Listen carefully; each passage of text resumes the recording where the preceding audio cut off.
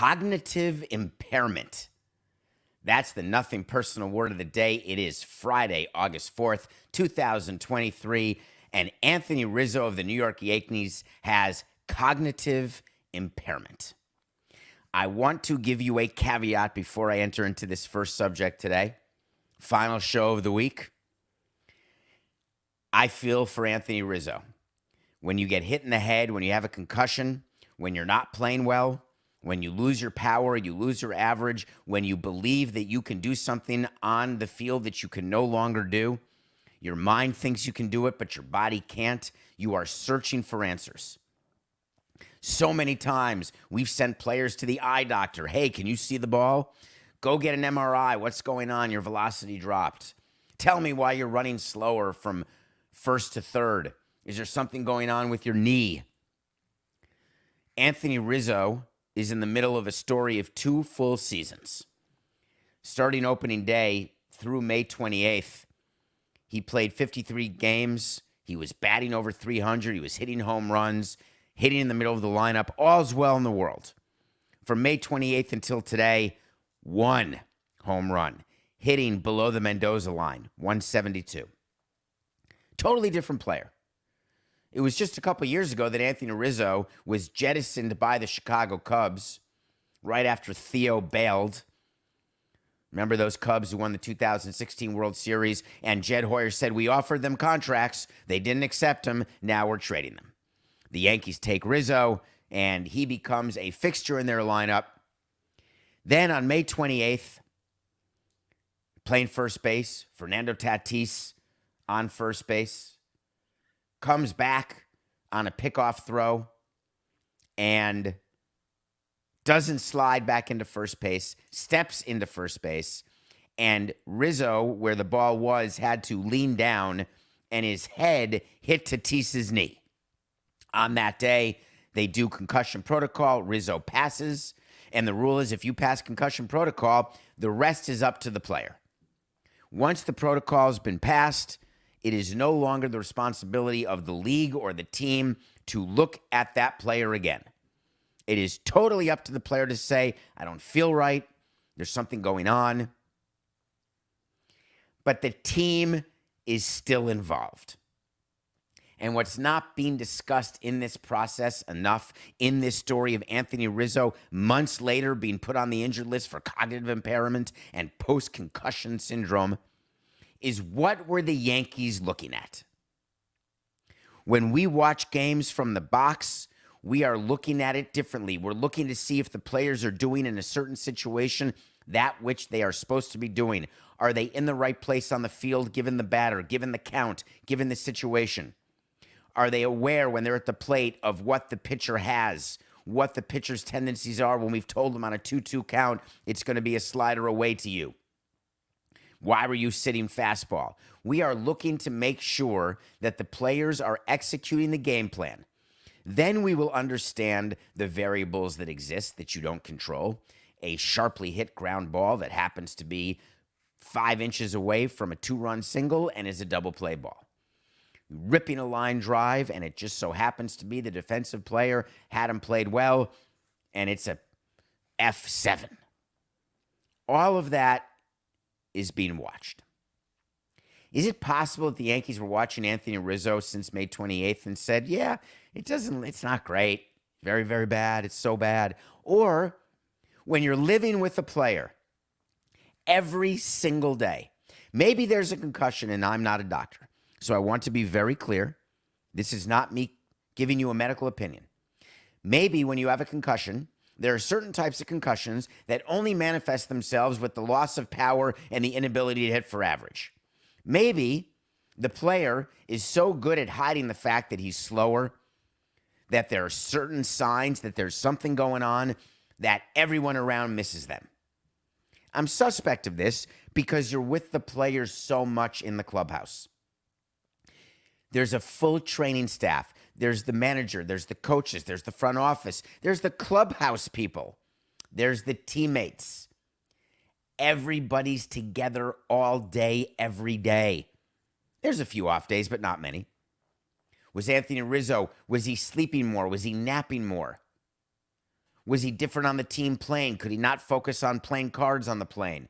Was he going into the nap room in the clubhouse more than he used to? Was he not remembering the game plan from pregame to his first at-bat? Was he saying to the hitting coach, wait, who's that guy again pitching? Anthony, you faced him for 47 at-bats in your career. Oh, sorry, that's right, I remember. There are myriad things that go on during the course of a day and a week and a month. Forget 2 months. But there are so many opportunities to see if something's going on. And when that fails, how about paying attention when the player says, I'm feeling a little foggy? Anthony Rizzo actually said to the Yankees, I'm feeling foggy. And that was the end of the Baltimore series. Do you remember when he took Coca, this would have been good to have right for the show. If you can give me the name of it, we can cut right to it. It's not the golden sombrero. Is it like the platinum sombrero? There is a word for when you get 5 strikeouts in a game. It doesn't happen too often at all. But Rizzo goes 0 for 5, 5 Ks, complains of fogginess, and the Yankees said, all right, you're in the lineup against the Rays. Plays against the Rays for 2 games. Then the Yankees say, maybe we'll now take a look. Anthony Rizzo said, you wake up some days feeling not very good. Some days you feel better. That's kind of normal throughout the year. It was more walking back and saying, man, I don't understand how I missed that pitch. I would swing at a pitch middle away, and I thought it was 3 feet off the plate. Things that really started making me concerned. It is the platinum sombrero. I can't believe I got that totally right that way. Thank you, Coca. And it's also called the Olympic rings. That's funny. I guess there are 5 Olympic rings, 5 strikeouts. What's that hockey? The golf player who has the is it Fowler that has the Olympic rings tattooed on the inside of his bicep? The platinum sombrero. So what Rizzo is saying in his quote is also indicative of age. It could be indicative of inability to perform at the level that you're used to, inability of your body to do what your mind wants, all the things that we started the show with. But he never said he was foggy until a couple days ago. Anthony Rizzo is now relieved in the same way that when a player is not performing and we were able to diagnose an injury, let's go back to les yeux. Go back to the eyes. When you get to say to a player, hey, you need corrective lenses, the player gets to say, no wonder I couldn't hit. No wonder I couldn't throw strikes. Hey, you've got a meniscus problem. I told you I couldn't plant properly with my leg. It really is a bunch of horse hockey. What's going to happen now? What's going to happen is that Anthony Rizzo is not going to play for an extended period of time because Major League Baseball is going to get involved. Can you picture in the NFL if a player got hit in week 3, goes into the tent, comes out of the tent, takes a little smelling salts, everyone says, hey, you're okay. He's okay. Independent doctor. He's fine. Get him in there. Goes in there. And then he stinks for 8 to 10 weeks. And then they look at him and say, sorry, we got that wrong. You've got a concussion. People would be up in arms. Lawsuits would be filed everywhere. Baseball doesn't suffer from that. Basketball doesn't suffer from that. It's a straight football issue, and baseball wants no part of that. The reason why you've got strict concussion protocols in baseball is that as an industry, we don't want a lawsuit. That's another $1 fine. They don't want a lawsuit. I'm doing that way less frequently. When I first started Nothing Personal, for the 88% new to the show, I would say we all the time, talking about baseball, talking about the industry, talking about the Marlins, and I had a fine jar where I'd put $1 in and then would do something with the money, like buy candy at the end of the year. So I just said we again, but I'm not doing it that often. They don't want any issues. They don't want players coming back to them. This is about retired players coming back and asking for money out of the pension fund, asking for money out of the existing player fund for retired players who are claiming some sort of workers' comp injury, long-term health issues. That was what's happening in football. All these players who had concussions, all of them wanted money. They got the concussion settlement. Then we did those shows about how they were distributing the concussion settlement. Baseball doesn't want it. It is a nightmare for them that there could be a player who passes a concussion protocol on a Monday and then 2 months later fails concussion protocol. It would have been way better to cover up and send Anthony Rizzo to the IL for a blister or for hip inflammation and have Anthony Rizzo be able to say, well, that would explain it. My body's been hurting a little bit. I think I just got to get it rest because I'm not playing the way I know I'm capable of playing. For it to be public and for it to be real that the reason is a concussion-related issue, that's going to be a problem. How will baseball fix that? Is it realistic for any sport when a player passes protocol for that player to then be on a continuous monitoring if that player's stats are not good? Does that make sense to anybody? You are opening yourself up to so many problems if you are making this stat driven. If Anthony Rizzo had 8 home runs since May 28th, if he were hitting 272 instead of 190, you'd have to believe that none of this would have surfaced. In football, when a player passes concussion protocol, they get to go play. They get hit again. They go back into the concussion protocol. They get re-examined. Coca reminded me of a player in 2009. Remember Brian Westbrook? He had the concussion in a Monday night game. They only sat him 2 weeks. He came back, got hit, missed another 5 weeks. The big difference there is, Coca, he got diagnosed with a concussion. Rizzo passed baseball's protocols. So baseball's got to look at the protocols, make sure they work, and then figure out how they do any sort of continuous monitoring. This story is far from over. The other story that is far from over going on with the Yankees, because there's going to be digging, is the Domingo Germán story that we started with yesterday, or we talked about yesterday, him being on the restricted list. Well, wouldn't you know it, I did some non-journalistic lack of integrity. That's a double negative, which means it was positive. Journalistic lack of integrity, where I said, don't be surprised if there's an investigation by baseball. Don't be surprised, given Germán's past as a violator of the domestic violence policy, if they investigate again and there's another issue. Well, word started leaking out yesterday. Andy Martino gave us a lot of information about the Domingo Germán suspension. Apparently, Germán came into the clubhouse drunk, belligerent, started smashing TVs, going after players, people, things. They shoved him in the sauna to have him sweat out his alcohol, and then they sent him home. That's called a Tuesday. Now, granted, I haven't seen players come in drunk and smash TVs, but I've seen players come in drunk. There's been a lot of people coming into the clubhouse drunk. It's a long season. They don't get violent. They get tired. Players going into the sauna the morning of an afternoon game, it's just a Tuesday. So what exactly happened with the Yankees? They're trying to tell us that on Tuesday, Germán grew belligerent while in the clubhouse, according to Andy Martino. No words of an altercation with the teammate or other individuals, but he was under the influence of alcohol and did not appear in control of his emotions. What does that mean? Do you have to be me? Stoic, robotic, wiry? If you come in crying, does that mean you're not in control of your emotions, or you're exhibiting your emotions?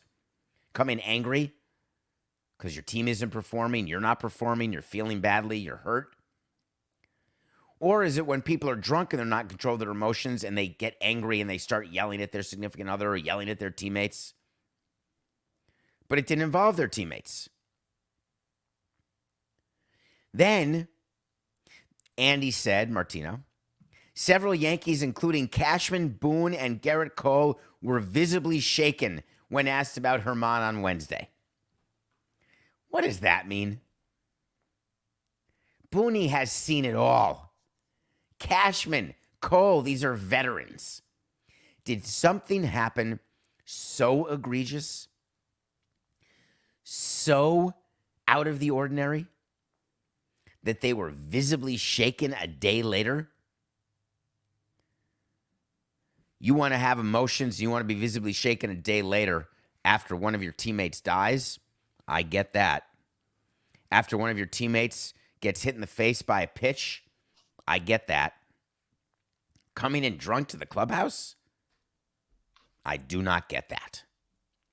We're going to find out more. This story is not done, Coca. They're trying to finish it, and I continue to tell you that the Yankees would like to tourniquet this story, as I told you yesterday, but there's going to be more digging here. What they do with Germán, how long he actually will end up on the restricted list, whether it will go past this season. Meanwhile, if I'm the New York Yankees and I'm Hal Steinbrenner, I'm speaking to anyone who will listen to me. I'm speaking to my advisors, speaking to my kids, anybody, and trying to figure out what in the name of Christmas is going on with the Yankees. Why the lack of performance? Why all of these things that keep happening now add two more? You got Rizzo's situation. You have Germán's situation. Cashman did two things in the last few years that he had never done before. One, fired a coach mid-season. That was this year. Two, got rid of the entire training staff, thinking that would help with injuries when the Yankees were suffering from injuries, when in fact it was age and overpayment. That was the issue. At what point is Hal Steinbrenner going to say that he needs new leadership with the Yankees? Do I have a way to see that's official that if the Yankees don't make the playoffs, Boone and Cashman won't be back? I'm almost positive I do, Coca. And I'm going to stick to that. I have to. It's a wait to see. Either way, I'm going to stick to it. I'm not going to renew it because it's still out there. If the Yankees miss the playoffs, I think Hal Steinbrenner has run out of patience. He's run out of excuses. He's run out of opportunities to take the microphone at the end of the season and say, I believe in my guys. We've got the right people in place. Nope, not anymore.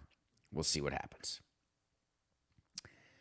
What do you do when your owner believes in things that you don't? How many times have we talked about Gail Benson? Remember that name? The owner who was, in my opinion, financing the cover-up that was existing in the Catholic Church. Been articles about it. You can Google it. We are now in a presidential cycle, and we are in a country that is divided in a way that many people could correctly argue has existed for hundreds of years since the presidency, since the first presidential election. You had divisions. Easier to manifest those divisions now with communication technology. Easier for everyone to have a platform. Divisions within a party, also common. Right now, you've got DeSantis and Trump going after each other, trying to figure out what's going to happen. Trump with the lead. You've got Biden, Kennedy Jr. This is not a political conversation. This is a conversation about what you do when you've got beliefs that are different than other people in your family or other people in your workplace, other people in your industry. And my firm view on this is that everybody is entitled to support any candidate they want. That was one of our main themes. Just vote. You want to vote for Trump, vote for Trump. You want to vote for Biden, but don't sit it out. I feel the same way about political contributions. Support whoever you want. I may disagree with you, but you have every right to do it. I would be very much in favor of campaign finance reform. I would very much be in favor of the federal government funding all campaigns. So there's no fundraising at all. There's no political action committees. There's no individual donations. Everybody gets the same amount. That's one way to deal with the incumbent issue. Term limits is the easiest way. The Orlando Magic donated money to Ron DeSantis. It was a $50,000 donation. The Orlando Magic did it to a PAC. The Orlando Magic are owned by a family that is very well known for who they support, and that is their right. What I don't appreciate is that the NBA and their players and people around the country are criticizing the contribution made by the Magic. I am of the belief that no team should make a contribution, but I am also of the belief that when a team makes a contribution, in no way is that anybody getting confused that it's the players. If you work for your company, let's say you work for a big company like Amazon, and Amazon makes a political contribution to a candidate, does anyone think that people in the package facility, that represents or reflects their beliefs? When you saw that the Magic donated $50,000 to Ron DeSantis' campaign, did you immediately say, oh, it's the Magic players who did it? Of course you didn't. If the Magic players were making a donation, they'd make a donation. Do you think players go to the front office and say, hey, I got a quick question. I'd like to give a little money here to the DeSantis campaign. Would you mind doing that for us? It's laughable. No player would do it. No front office would accept it. No owner would accept it. The rules of political donations, there are limits to who can give what, when, how, what entity. PACs are basically invented in order for people to give more than the $1 to $500 maximums that you can give. But the players have gone crazy. They released an entire statement. NBA governors, players, and personnel have the right to express their political views. Thank you. However, if contributions are made on behalf of an entire team using money earned through the labor of its employees, it is incumbent upon the team governors to consider the diverse values and perspectives of staff and players. No, it's not. Everybody who owns a business is making or losing money based on the employees and the work they're doing. I have an idea. If I am the owner of a team and my team loses money, I want to be able to go to the players or go to the head of marketing and say, hi, we didn't make money this year. We really had a problem. We didn't have as much attendance as we thought. And the regional sports networks all went bankrupt. Would you be so kind as to not take your paycheck for the next 3 months? There are companies who go to contract employees during COVID and said, will you take a pay cut? That's voluntary. You cannot force someone under contract to take a pay cut under any scenario. In your company, let's say you have 10 employees and you work for a small company, 10 to 50 employees, and the owner of your company is a person who has a political view that is totally opposite than yours. That company buys a table to an event, goes to see a concert with someone who is controversial, walks into a Mel Gibson movie. Does that reflect you? Do you remember when TV networks used to say at the end of opinion shows, the views expressed in this show do not necessarily reflect the views of CBS Broadcasting or of NBC?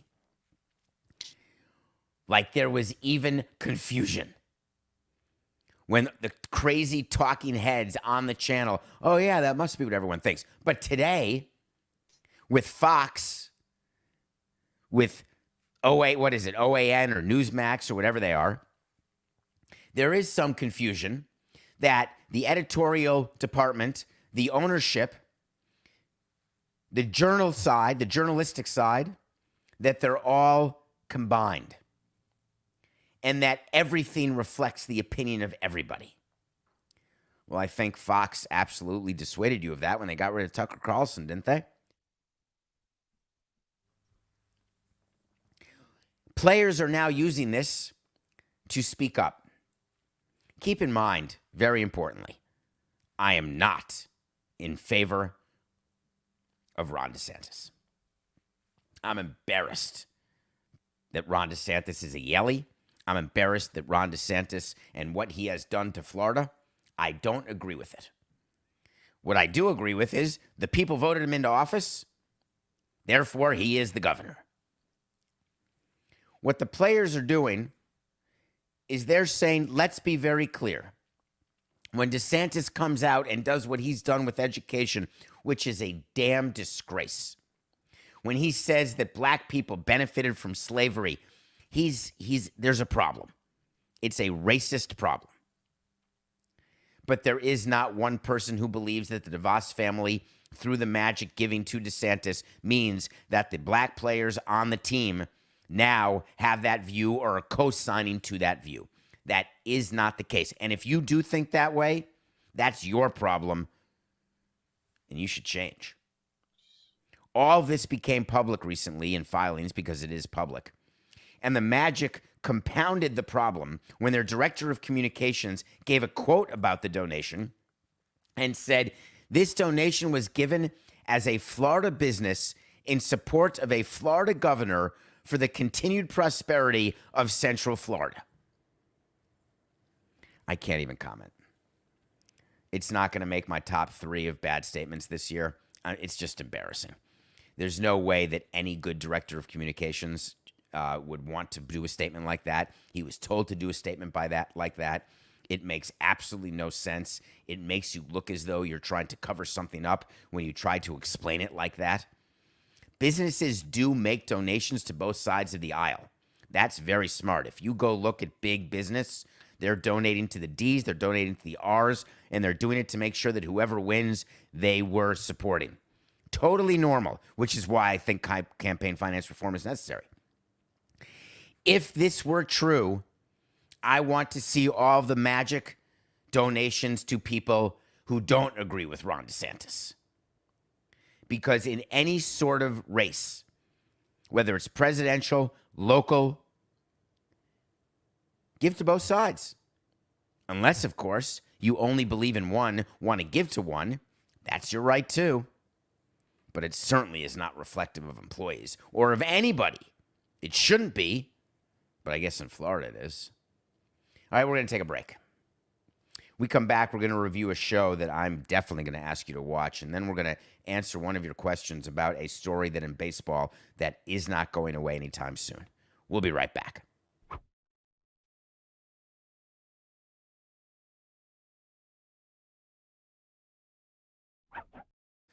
Welcome back to Nothing Personal. Thank you for being a part of our week. We are back every day, 8 a.m. Go to davidsamsonpodcast.com. That's davidsamsonpodcast.com. We have a website. It has our videos. It has connections to all of our socials. There's a merch store. Order. We had a first 3 days of ordering that humbled both me and Coca. Thank you very much for everything that you are buying and wearing. We appreciate it. We are going through new designs every day, getting ready to release things over the coming weeks that are new and fun and exciting. But go now, davidsamsonpodcast.com. I finished watching a series while I was away. I can't tell where I stand when it comes to series that are released 1 week at a time versus the ones that I can binge. I think I'd rather binge. Though, when I binge, I'm more apt to forget things that went on during the course of the series. Apple TV Plus has something called The Crowded Room. It stars Amanda Seyfried and Tom Holland, the Spider-Man Tom Holland. who plays somebody who is mentally ill, who commits a crime, and the story is about a trial that takes place where Tom Holland is pleading not guilty by reason of insanity. And the question is he insane? And what does he suffer from? This is the same series where Tom Holland came out after and said, I'm so exhausted, I may need to take a year off. Tom Holland's performance is unique. There are plenty of people who have played different characters as the same actor within a movie. Eddie Murphy would come to mind, right off the top of my head. This was different.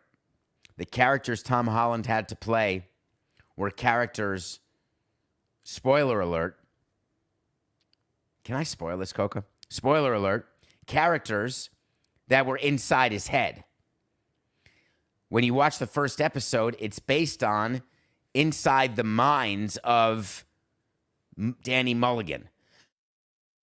I don't think his name was Danny Mulligan. It was some guy named Mulligan. The Crowded Room is based on a real-life case, loosely.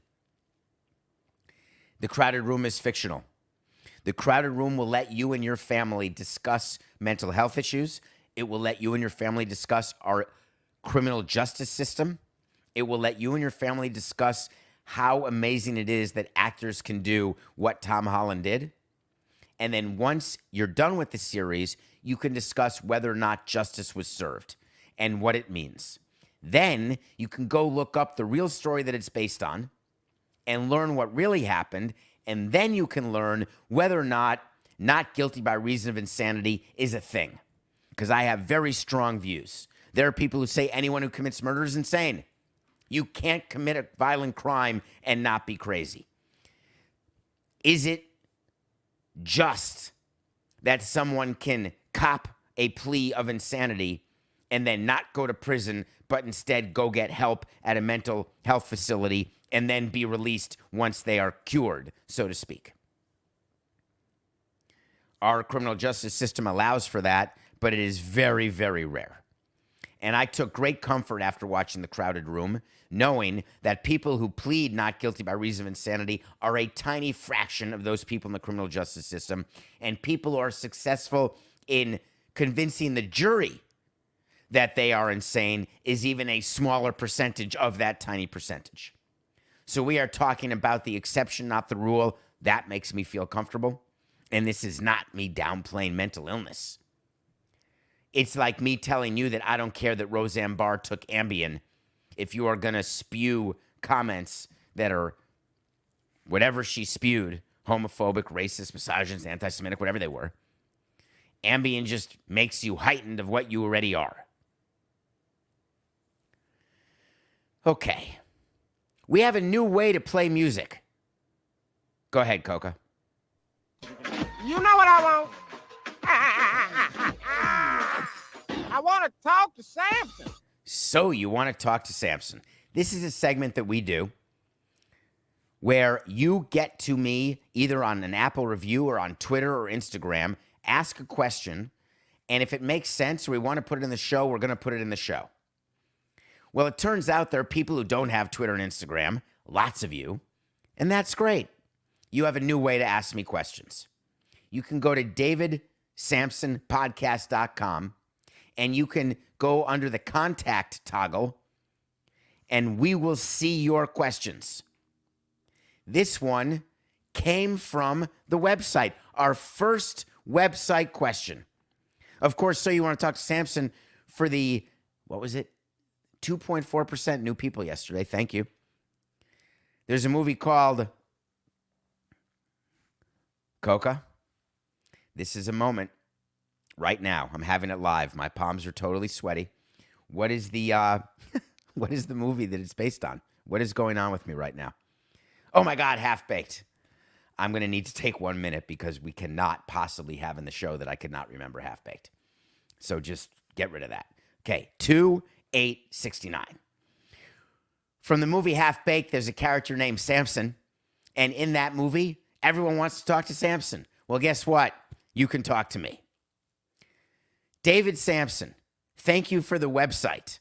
So here's a hint. When you're doing questions, even through the website, just David. You don't have to do Mr. Samson. But hey, David, how you doing? Or hello, David. Make sure you spell the name right. David Samson, thank you for the website so I can ask a So You Want to Talk to Samson. Can you explain what happened between the Dodgers and the Tigers? Have you ever had a player say no to a trade? Well, thank you for asking. Coca, I won this battle. Coca and I go through every topic we're going to go over.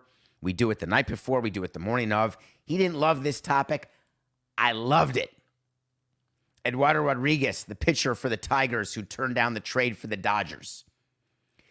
He could have opted out of his contract after the season, become a free agent as a lefty, as a performing lefty, done a playoff run with the Dodgers, and made himself a ton of money.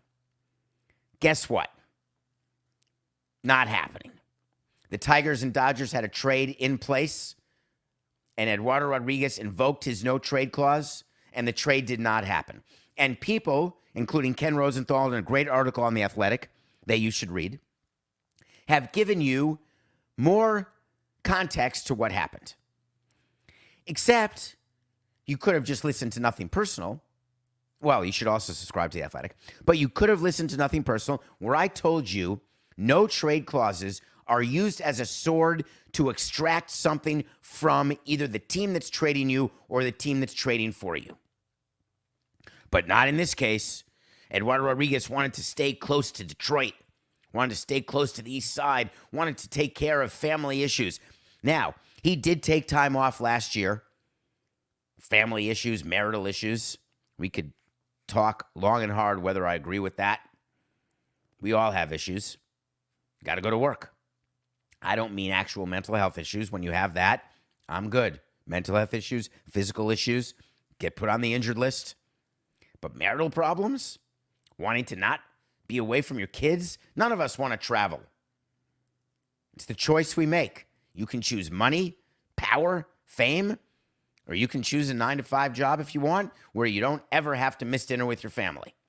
No one's forcing you to be a professional baseball player. But there was more to this story, and it's finally out. The agent for Eduardo Rodriguez released a statement unheard of. With all the money, glamour, and fame that comes with being a professional athlete, there is also a very difficult personal side.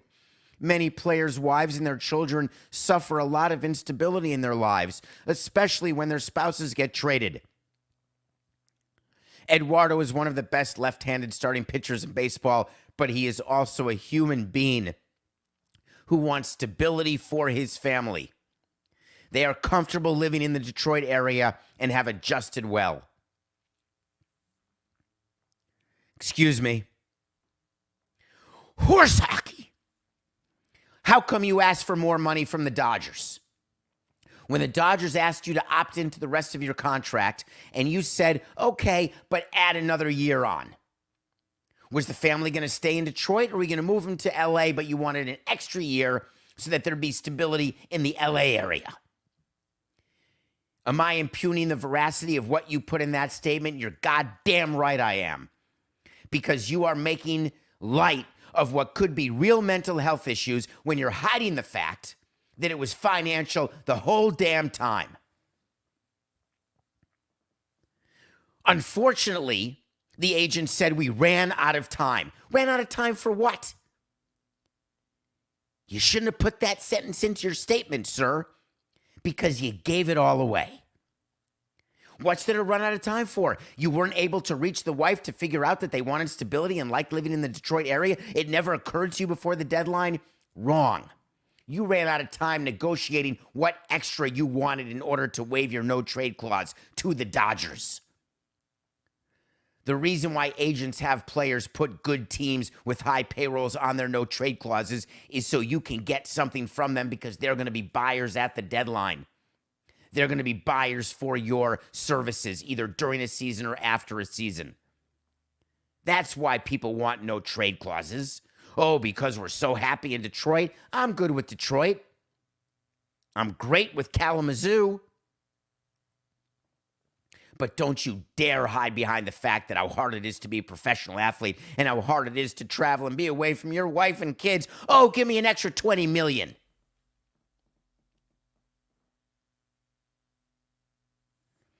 If he's the best left-handed pitcher in baseball, here's what I'd like to have happen after the season, Eduardo and your agent, Gene.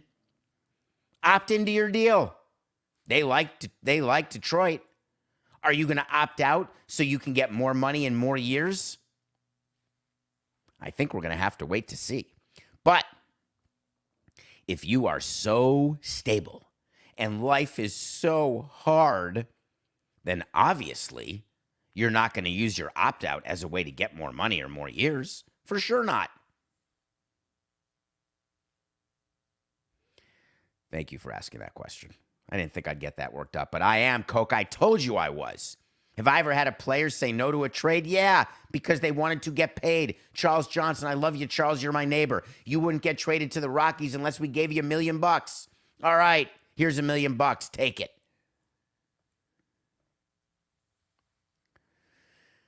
Nothing personal. Pick of the day.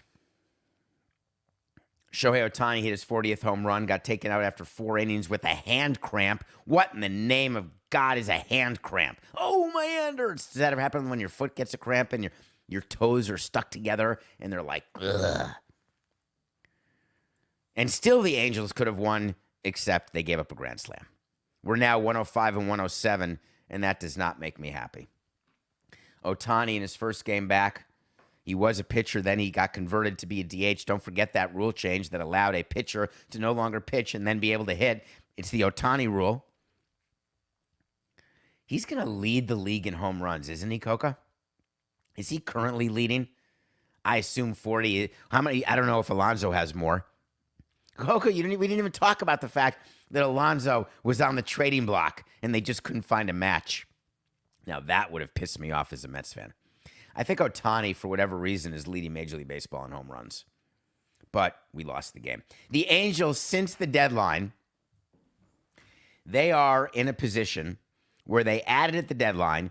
They didn't trade Ohtani. And let's just give you a little update on a Friday how they're doing. They are currently 7.5 games back in 4th place in their division. They're not winning their division. But don't worry. They can win the wild card. They're 4 games back, and they only have to jump over 4 teams. The Angels are the Angels. All right, for the weekend. Tonight, we've got Astros and Yankees. Yankees pulled out a win. Stanton's getting hot. He's hitting home runs. But we are taking the Astros over the Yankees because the pitcher who's given up 769 runs in his past 3 starts, which is, of course, a record, Luis Severino is going for the Yankees. The Astros are going to tee off on Severino. Astros over Yankees. Saturday, we've got a game. Big series, Padres-Dodgers. This was supposed to be the series, as you may recall, as we got into post-deadline. They were supposed to be fighting for the division. The Padres were supposed to be the team to finally unseat the Dodgers. Right now, you've got the Padres behind the Diamondbacks, behind the Giants, and behind the Dodgers. 9 games back of the Dodgers. You've got Blake Snell going for the Padres. Blake Snell, who has quietly been maybe the best pitcher in baseball for the past month or two. You know where I am on the Padres. I couldn't be happier that their season is up in flames. But that said, they've done something the Mets didn't do. They didn't sell at the deadline, and now they're starting to play better. And when you're below 500, the only goal you have is get to 500, and then we'll run from there. The Padres are only 1 game under 500, and they're about to play their 110th game. Saturday, we're going to take Snell and the Padres over the Dodgers. Don't forget to wake up Sunday morning at 5 a.m. The U.S. women's national team is in the knockout stage, the round of 16. They're playing Sweden. We ought to give, and you should be giving, the same attention to the women as you give to the men. when you're willing to wake up and watch games at all crazy times, go to a bar, enjoy yourself. It's 5 a.m. There will be places that are open, or stay at home, stay in bed, but watch the game. The U.S. women and the whole Carly Lloyd controversy, the fact is they've been playing not nearly up to their abilities, but we're still taking them. They are plus 115. Now, this is an important bet that you do it this way. In order to get the plus 115, they've got to win in regular time. So you're not betting them to advance, you're betting them to win in regular time. That is the U.S. women's national team plus 115 over Sweden. Sunday morning, 5 a.m. Eastern, or 2 a.m. if you're on the West Coast. Or it's actually Saturday night if you're in Hawaii. How great would that be? It's 11 p.m. Saturday night. For those we have 0.8% in Hawaii. That's Saturday night. Thank you for a great week. We are happy to be back. We will be back Monday. Make sure you go to davidsamsonpodcast.com and check out the website and all the clips and all the things that we are doing. And I promise, come 8 a.m. Monday morning, guess what? We'll be right here. It's just business. This is nothing personal.